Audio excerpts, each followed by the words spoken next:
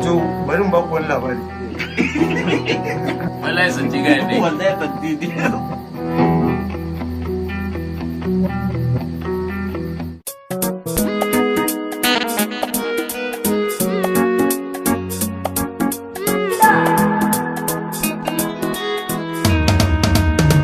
lokacin da na da ku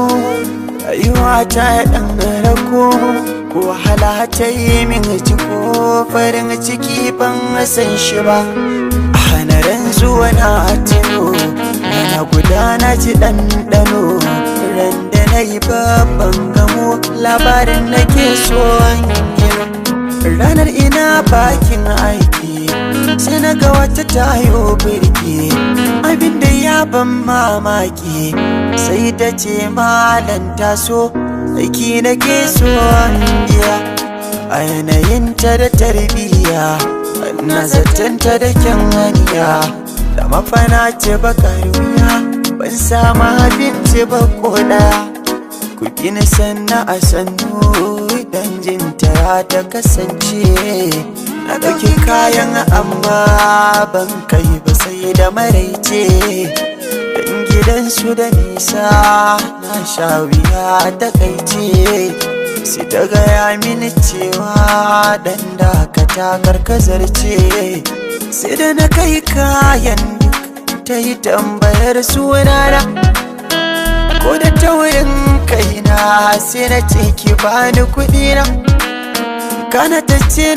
bana zan bata don wata rana na ce na gabas kina yamma Allah sallame ni da himma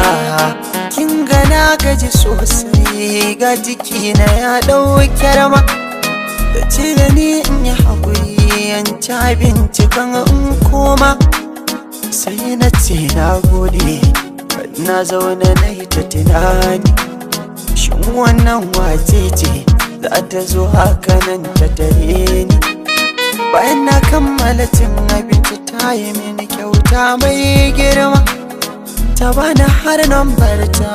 don kira ta na koma aiko ina komawa sai na kira ta mata godiya sai ta amsa wayata na fara zance ta na yi mini dariya aiko na ta yabata don zattona shi ne godiya hankali min ya sabo amma akwai wata matsala babba gidansu ba sa suna da cin mutunci ba zan jure ba to ku biyo na sanu ba anan gizo ya isa garba dan na fara tunanin rubuta waka rerawa lokaci ba zai bari ni bayyana labarin nan duka ba sai ku biyo na sanu Wicked